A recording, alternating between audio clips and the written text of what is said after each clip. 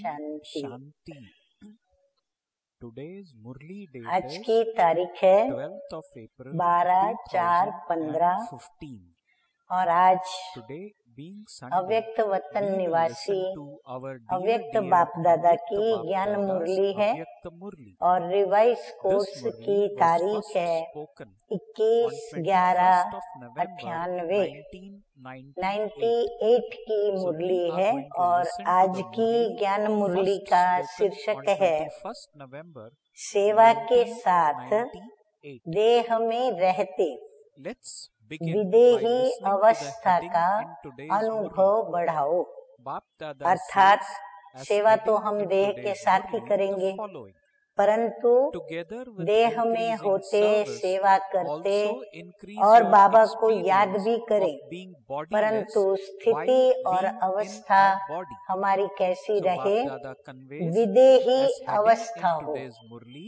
मैं आत्मा हूँ और इस शरीर के द्वारा सेवा का कार्य कर रही हूँ। मैं निमित्त हूँ और करण करावनहार करा रहा है, परंतु मैं अशरीरी आत्मा हूँ। ये अनुभव हमारा निरंतर सेवा के साथ साथ बना रहे। बाबा कहते हैं उसका अनुभव करो और फिर उस अनुभव को बढ़ाते चले जाओ। बाप दादा आज हम बच्चों के भाग्य की सराहना कर रहे हैं, महिमा कर रहे हैं, और ये हमारे अहो सौभाग्य है कि हमारे भाग्य की महिमा स्वयं भगवान गा रहे हैं। तो ये कम बात नहीं।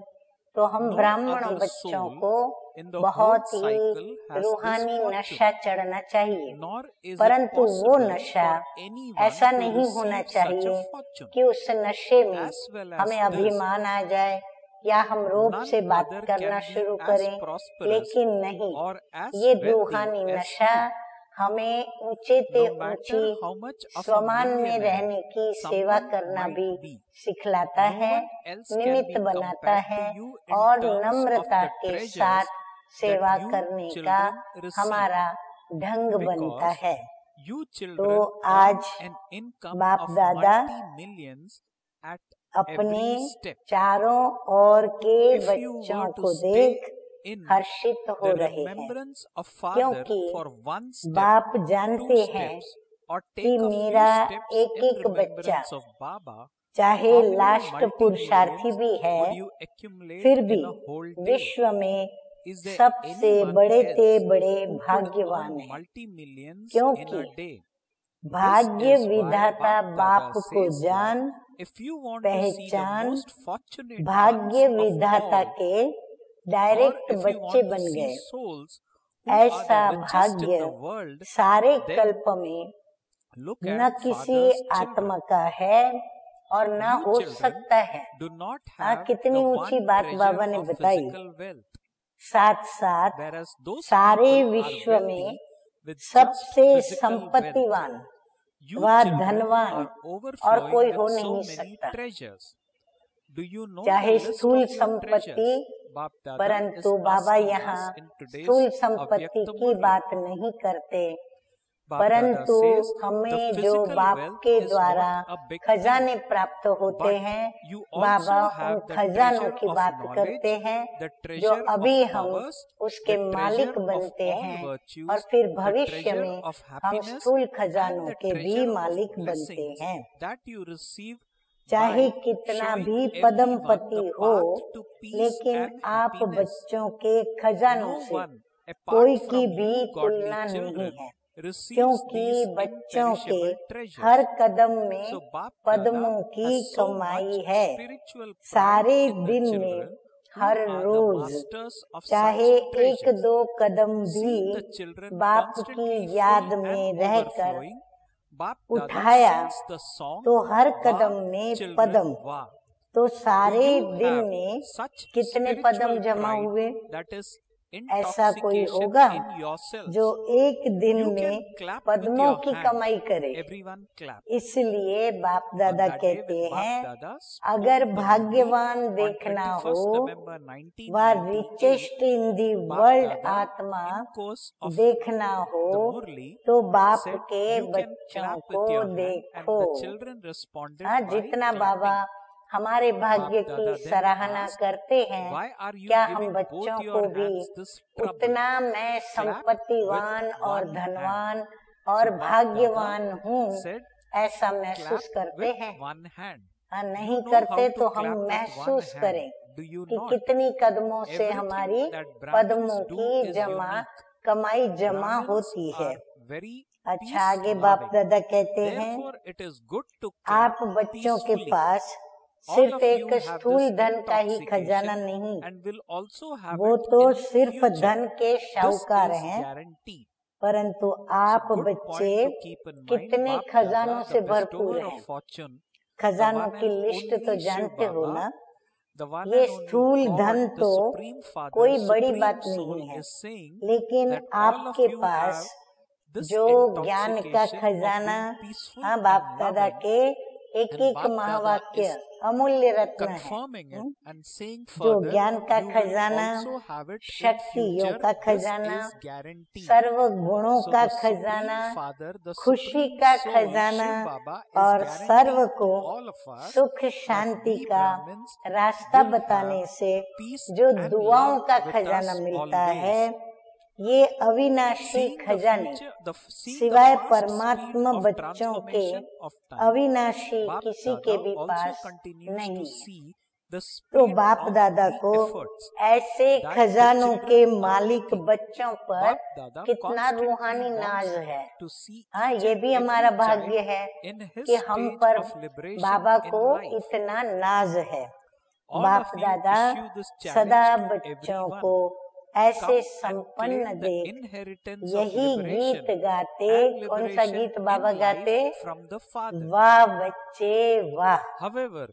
और आपको भी अपने पर इतना रूहानी नाज अर्थात नशा है ना, हाथ की ताली बजा सकते हो।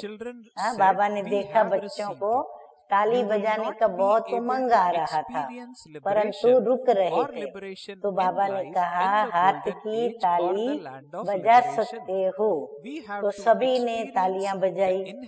दोनों हाथ को क्यों तकलीफ देते हो?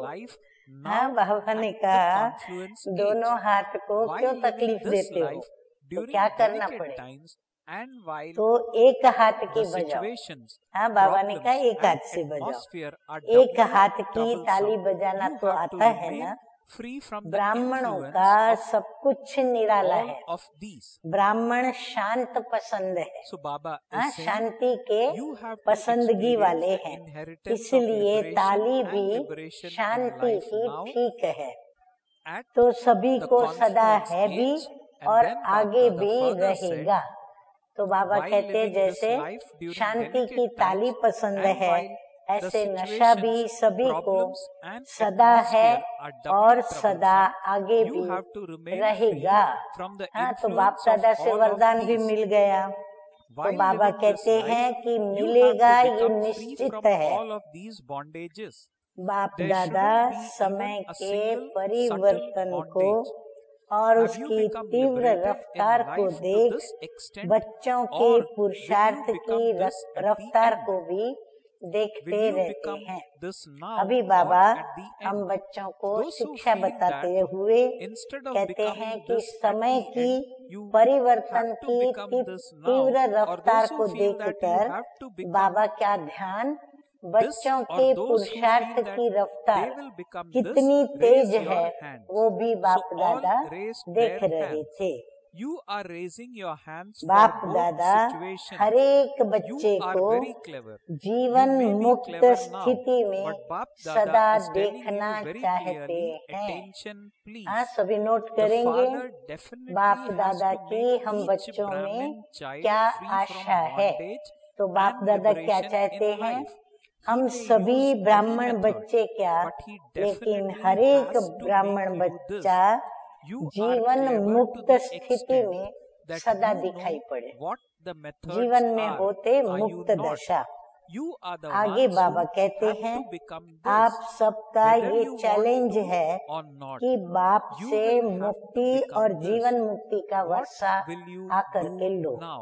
बाबा कहते हैं सबको आप चैलेंज देते हुए कहते हो कि सभी आकर के बाप से मुक्ति जीवन मुक्ति का वर्षा प्राप्त करो।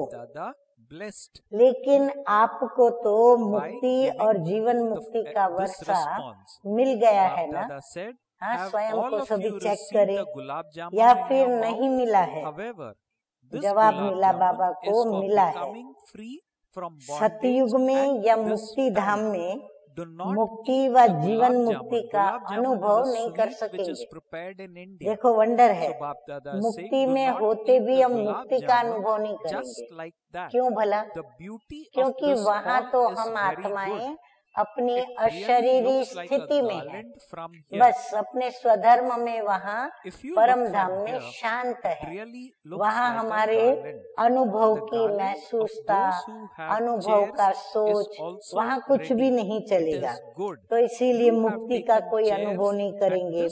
फिर जीवन मुक्ति का भी अनुभव सतयुग में हम नहीं करेंगे, क्योंकि वहाँ हमें ये ज्ञान नहीं है कि हम पहले जीवन बंध में थे, अभी हम जीवन मुक्त हुए हैं क्योंकि हम चाहते थे। तो ये हमारी जीवन अभी जीवन मुक्त की जीवन है नहीं, वहाँ हम अपने नेचुरल लाइफ में रहेंगे।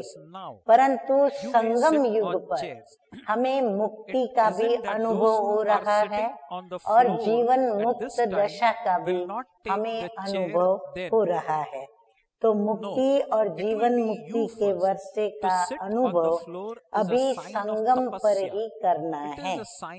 जीवन में रहते समय नाजुक होते, परिस्थितियाँ, समस्याएं और वायुमंडल डबल दूषित होते हुए भी इन सब प्रभाव से मुक्त, हाँ, जीवन हमारा इन सभी प्रभावों से मुक्त, जीवन में रहते इन सर्व भिन्न भिन्न बंधनों से भी मुक्त। हाँ बाबा, जीवन मुक्त का अनुभव क्या होगा और जीवन मुक्त अवस्था या स्थिति किसको कही जाती है वो बाबा वर्णन कर रहे हैं। तो जीवन में रहते इन सर्व भिन्न भिन्न बंधनों से भी मुक्त, एक भी सूक्ष्म बंधन भी न हो, ऐसे जीवन मुक्त बने हो। हाँ, ये तो चेकिंग करने का सब्जेक्ट है। इसीलिए एकांत में और अकेले में स्वयं को चेक करने के लिए विचार सागर मंथन कर अपनी जीवन के ऊपर अपनी नजर दौड़ाएं। तो बाबा कहते ऐसे जीवन मुक्त बने हो, वह फिर अंत में बनेंगे। अब बनेंगे या अंत में बनेंगे? हाँ, अपने आप से प्रश्न पूछें। जो समझते हैं कि अंत में बनने के बजाय अभी बनना है, वह बने हैं या बनना ही है, वो हाथ उठाओ। फिर बाबा ने हाथ उठवाया, सभी ने हाथ उठाया, दोनों में मिक्स हाथ उठा रहे हैं। बाबा कहते हैं बच्चे चतुर हैं, भले चतुराई करो, लेकिन बाप दादा अभी से स्पष्ट सुना रहे हैं, अटेंशन प्लीज। बाबा कहते हैं बड़ी खुशी से हाथ उठाओ, खुशी लो, लेकिन फिर भी बाप दादा ध्यान खिंचवा रहे हैं कि ऐसे हाथ तो उठा लिया, परंतु अटेंशन भी दो इस बात पर। हर एक ब्राह्मण बच्चे को बाप को बंधन मुक्त और जीवन मुक्त बनाना ही है। बाप कोई जीवन बंधन में नहीं है जो हम उसको मुक्त करें, लेकिन बाप ये हम बच्चों को ऐसा देखना चाहते हैं कि हम जीवन में बंधन मुक्त हो और जीवन मुक्त अवस्था में हो, चाहे किसी भी विधि से, लेकिन बनना और बनाना जरूर है। हाँ, बाबा कहते हैं तुम बच्चों को बनना भी जरूर है और बाबा भी तुम बच्चों को बना कर ही छोड़ेगा। जानते हो ना कि विधियां क्या है, इतने तो चतुर हो ना, तो बनना तो आपको पड़ेगा ही, चाहे चाहो या चाहे नहीं चाहो, बनना तो पड़ेगा ही। बाबा कहते आप चाहो या ना चाहो, बाबा आपको जीवन मुक्त बनाएगा। फिर क्या करेंगे? तो जवाब दिया अभी से बनेंगे। तो बाबा ने कहा आपके मुख में क्या? गुलाब जामुन। सबके मुख में गुलाब जामुन आ गया। बाबा ने कहा सबके मुख में गुलाब जामुन आ गया, लेकिन ये गुलाब जामुन है, अभी बंधन मुक्त बनने का है। हाँ, ये गुलाब जामुन जो मिला वो बंधन मुक्त बनने का। ऐसे नहीं गुलाब जामुन खा जाओ बंधन मुक्त ना बनो। हाँ, बाबा कहते हैं ऐसी चतुराई नहीं करना कि गुलाब जामुन खा लो और बंधनों के लिए फिर रोते ही रहो। आगे बाबा कहते हैं हॉल की शोभा बहुत अच्छी है, एकदम माला लगती है। यहाँ से आकर देखो तो ऐसे माला लगती है। ये कुर्सी वालों की माला तैयार हो गई है। अच्छा है, कारणे अकारणे, जैसे अभी कुर्सी ली है ना, ऐसे ही जब बाप दादा फाइनल समय प्रमाण सीटी बजाएंगे कि जीवन मुक्ति की कुर्सी पर बैठ जाओ। हाँ, आज बाबा का रमणीक रूप है और बाबा रमणीकता से बातें बताते जा रहे हैं। अभी बाबा हमें जैसे वो म्यूजिकल चेयर खेलते हैं ना, तो म्यूजिक बजता है, म्यूजिक बंद होता है तो हम अपनी चेयर पर बैठ जाते हैं। तो ये भी बाबा कहते हैं कि समय प्रमाण जब सीटी बजाएंगे कि जीवन मुक्ति की कुर्सी पर बैठ जाओ तो भी बैठेंगे या अभी कुर्सी पर बैठे हैं। बाबा कहते क्या करोगे? तभी फिर से उठकर जीवन मुक्ति की कुर्सी पर बैठने जाओगे या अभी ही जीवन मुक्ति की कुर्सी पर बैठे हुए हो? देखो बाबा भी चतुर कम नहीं है। हाँ, ऐसे नहीं कि धरनी पर बैठे हुए कुर्सी नहीं लेंगे। पहले आप धरनी पर बैठना ये है तपस्या की निशानी। बाबा कहते हैं धरनी पर बैठने वालों के लिए तो कहेंगे पहले आप। क्यों पहले आप? क्योंकि तपस्या की निशानी है धरनी पर बैठना, तो ये तपस्या कर रहे हैं। और फिर तंदुरुस्ती की भी निशानी है, हेल्थ भी है, तपस्या द्वारा खजानों की वेल्थ भी है। तो जहाँ हेल्थ है, वेल्थ है, वहाँ फिर क्या है? हैप्पी तो है ही है, तो अच्छा है, हेल्दी हो और वेल भी हो। हाँ, बाबा ने जमीन पे बैठने वालों को भी एकदम नशा चढ़ा दिया। तो बाप दादा आज देख रहे थे कि बच्चों की 3 प्रकार की स्टेजेस है। एक है पुरुषार्थी, उसमें पुरुषार्थी भी हैं और तीव्र पुरुषार्थी भी है, दोनों प्रकार के बच्चे हैं। दूसरे हैं जो पुरुषार्थ की प्रारब्ध जीवन मुक्त अवस्था की स्टेज को अनुभव कर रहे हैं, लेकिन लास्ट की संपूर्ण स्टेज है। और तीसरी लास्ट की जो स्टेज है वो कौन सी? संपूर्ण स्टेज। देह में होते विदेही अवस्था का अनुभव, वो है लास्ट की स्टेज। यानी देह में होते हम विदेही हैं, उस अवस्था का अनुभव करते हुए चले। तो 3 स्टेज देखी, पुरुषार्थ की स्टेज में ज्यादा देखे, प्रारब्ध जीवन मुक्त की प्रारब्ध ये नहीं कि सेंटर के निमित्त बनने की व स्पीकर बनने की व अच्छा बनने की ड्रामा अनुसार अलग अलग विशेष सेवा के निमित्त बनने की। अब बाबा इस बात को खोल रहे हैं, परिभाषा देते हुए अर्थ बता रहे हैं कि पुरुषार्थ की स्टेज में बच्चों को ज्यादा देखा, फिर दूसरे नंबर की जो पुरुषार्थ के साथ प्रारब्ध का अनुभव करते हैं। तो प्रारब्ध में क्या अनुभव बाबा बता रहे हैं? तो बाबा कहते हैं इसका मतलब ये नहीं कि वो सेंटर पर निमित्त बने हैं, ये उनकी प्रारब्ध है, वह वो अच्छे स्पीकर बने हैं, या फिर वो ड्रामा अनुसार अलग अलग सेवा के लिए निमित्त बने हैं। जैसे प्रत्येक विंग की सेवा है, बाबा कहते हैं ये प्रारब्ध नहीं है, ये तो लिफ्ट है और आगे बढ़ने की।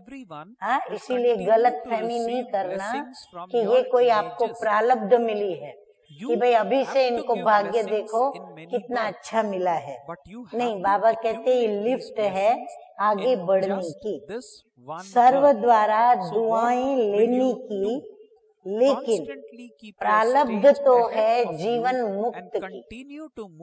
जो भी जीवन के बंधन है उनको तोड़ करके और मुक्त दशा का अनुभव करें, ये है प्रारब्ध। कोई बंधन न हो। हाँ, बाबा कहते कोई भी बंधन न हो। आप लोग एक चित्र दिखाते हो ना, साधारण अज्ञानी आत्मा को कितनी रस्सियों से बंधा हुआ दिखाते हो।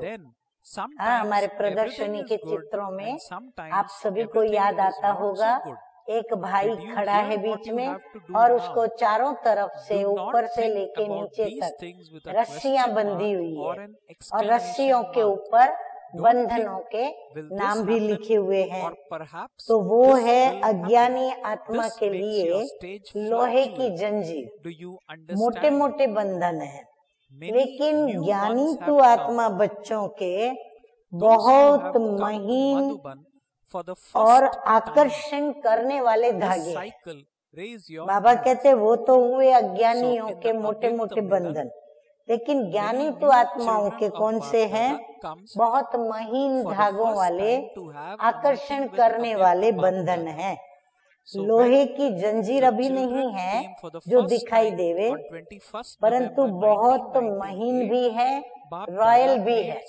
बाबा कहते लेकिन जो बंधन है वो लोहे के भले नहीं है, परंतु बहुत महीन है, रॉयल है, पर्सनालिटी फील करने वाले भी हैं। लेकिन वह धागे देखने में नहीं आते। अपनी अच्छाई महसूस होती है, अच्छाई है नहीं। हाँ, बाबा कहते अपनी पर्सनालिटी का भी धागा है, हाँ, उसके भी बंधन में बंधे हुए हैं। फिर बाबा कहते हैं अच्छाई महसूस होती है, लेकिन अच्छाई है नहीं। लेकिन महसूस ऐसे होती है कि हम तो बहुत अच्छे, हम बहुत आगे बढ़ रहे हैं।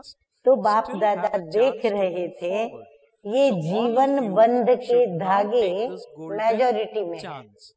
बाबा कहते हैं मेजोरिटी में ये जीवन बंध के धागे देखे, चाहे एक हो चाहे आधा हो, लेकिन जीवन मुक्त अवस्था वाले बच्चे बहुत थोड़े देखे। तो बाप दादा देख रहे थे कि हिसाब के अनुसार ये सेकंड स्टेज है जीवन मुक्त, हाँ, जिसमें बाबा ने बहुत थोड़े बच्चे देखे।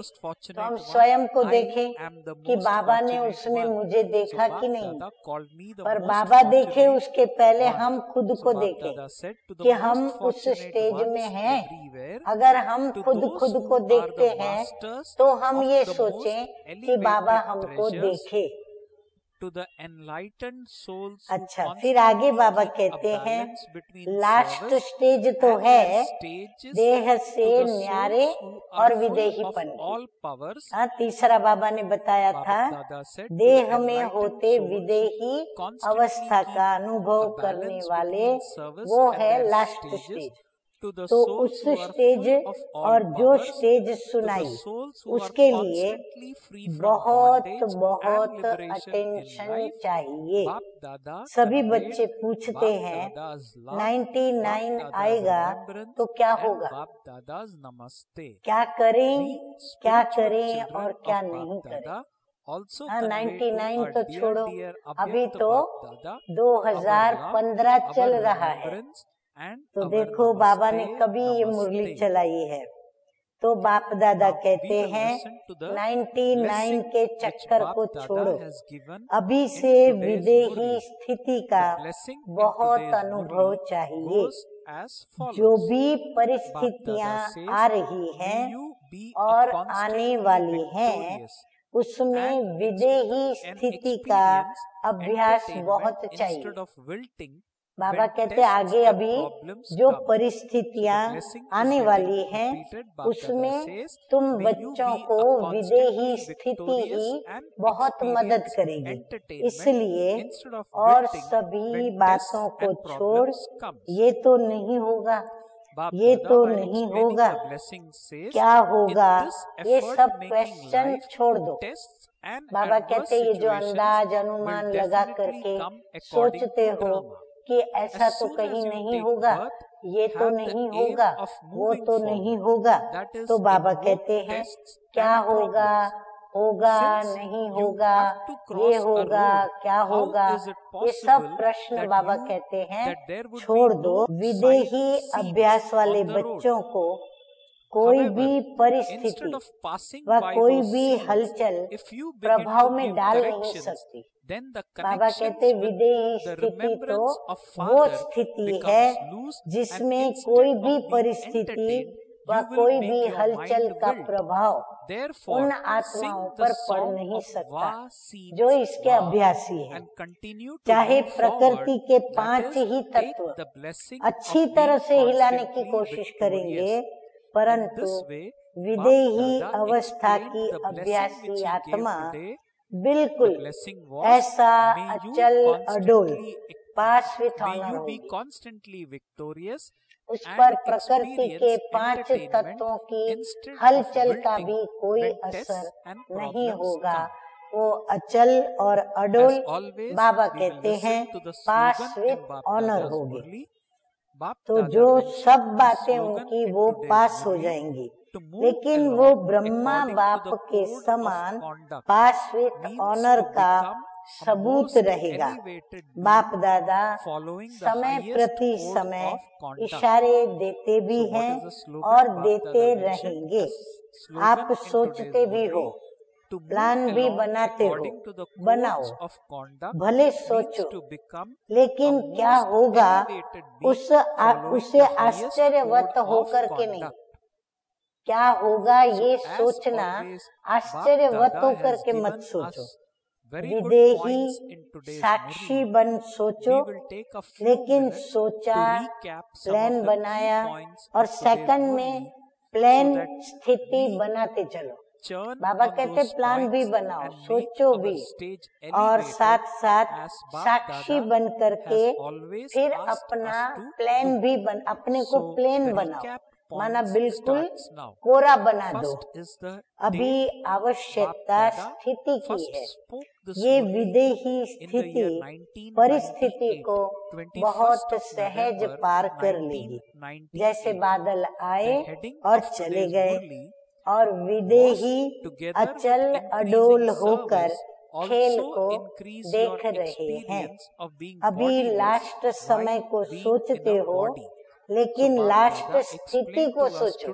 आगे बाबा कहते हैं चारों ओर की सेवाओं के समाचार बाबा सुनते रहते हैं और दिल से सभी अथक सेवादारियों को बाप दादा मुबारक भी देते हैं। सेवा बहुत अच्छे उमंग और उत्साह से कर रहे हैं और आगे भी करते रहो, लेकिन सेवा और स्थिति का बैलेंस थोड़ा सा कभी इस तरफ झुक जाता है, कभी उस तरफ। इसलिए सेवा खूब करो, बाप दादा सेवा के लिए मना नहीं करते और जोर शोर से करो, लेकिन अंडरलाइन है, सभी ध्यान से सुने, सेवा और स्थिति का सदा बैलेंस रखते चलो। स्थिति बनाने में थोड़ी मेहनत लगती है और सेवा तो सहज हो जाती है, इसलिए सेवा का बल थोड़ा स्थिति से ऊंचा हो जाता है।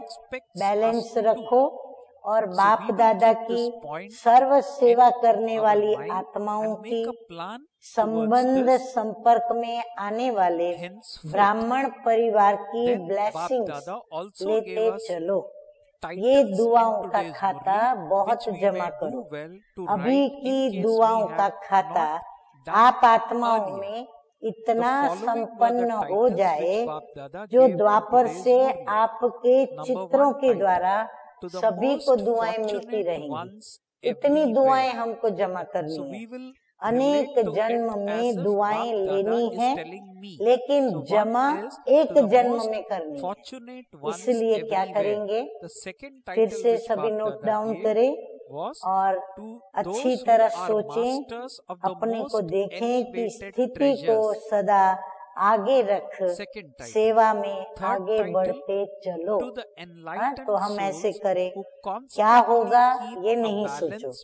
ब्राह्मण आत्माओं के लिए अच्छा है और अच्छा ही होना है, लेकिन बैलेंस वालों के लिए सदा अच्छा है। बैलेंस कम तो कभी अच्छा, कभी थोड़ा अच्छा। सुना क्या करना है, क्वेश्चन मार्क सोचने के हिसाब से आश्चर्यवत होके सोचने का फिनिश करो। ये तो नहीं होगा, ऐसा ये तो नहीं होगा, वो स्थिति को नीचे ऊपर करता है, समझा। नए नए भी बहुत आए हैं जो इस कल्प में पहली बार मधुबन में आए हैं, वो हाथ उठाओ। बहुत अच्छा। बाप दादा नए नए बच्चों को देख खुश होते हैं और बड़ी खुशी से बाप दादा वेलकम बच्चे कर रहे हैं।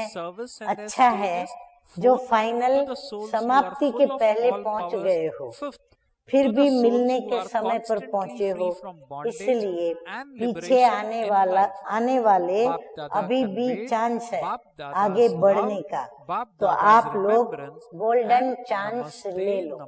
हाँ, ये भी भाग्य। अच्छा, तो याद प्यार देते हुए मीठे मीठे बाप दादा कहते हैं, चारों ओर के सर्वश्रेष्ठ भाग्यवान, सर्वश्रेष्ठ खजानों के मालिक, सदा सेवा और स्थिति का बैलेंस रखने वाले ज्ञानी तू आत्मा, सर्वशक्ति संपन्न आत्माएं, सदा बंधन मुक्त जीवन मुक्त आत्माओं को बाप दादा का याद प्यार और नमस्ते। हम रूहानी बच्चों का रूहानी बाप दादा को याद प्यार, गुड मॉर्निंग और नमस्ते नमस्ते। अभी हम सुनेंगे मीठे मीठे बाप दादा के द्वारा वरदान। तो वरदान है, परीक्षाओं और समस्याओं में मुरझाने के बजाय मनोरंजन का अनुभव करने वाले सदा विजयी भव। बाबा कहते हैं, इस पुरुषार्थी जीवन में ड्रामा अनुसार समस्याएं व परिस्थितियां तो आनी ही है। जन्म लेते ही आगे बढ़ने का लक्ष्य रखना, अर्थात परीक्षाओं और समस्याओं का आवाहन करना। जब रास्ता तय करना है तो रास्ते के नजारे न हो, ये कैसे हो सकता है। लेकिन उन नजारों को पार करने के बजाय यदि करेक्शन करने लग जाते हो तो बाप की याद का कनेक्शन लूज हो जाता है और मनोरंजन के बजाय मन को मुरझा देते हो। इसलिए वाह नजारा वाह के गीत गाते आगे बढ़ो, अर्थात सदा विजयी भव के वरदानी बनो। अच्छा स्लोगन है आज का, मर्यादा के अंदर चलना माना मर्यादा पुरुषोत्तम बनना। मर्यादा के अंदर चलना माना मर्यादा पुरुषोत्तम बनना। अच्छा, ओम शांति।